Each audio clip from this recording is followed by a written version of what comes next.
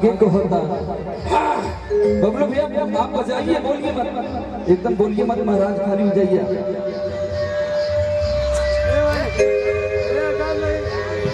आइए लास्ट बड़ी, क्योंकि बड़ी तगड़ी फरमाइश थी और हमारे इंस्ट्रूमेंट भाई एक बार फिर से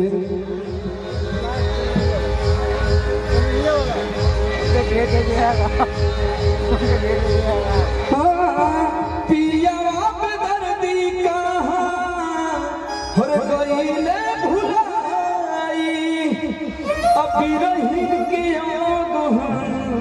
कैसे बुझाई।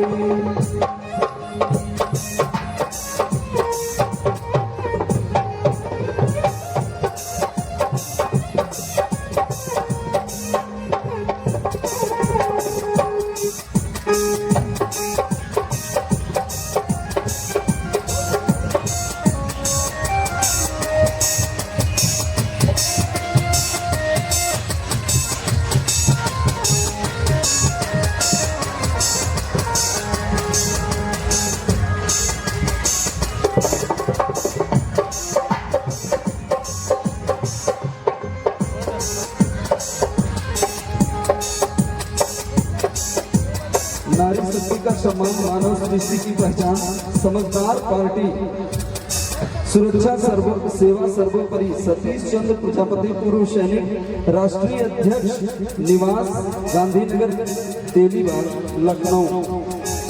आप फौजी सतीश चंद्र प्रजापति, आपकी तरफ से 500 रुपए का आशीर्वाद आया है। दिल की गहराई से हम आपका स्वागत अभिनंदन करते हैं।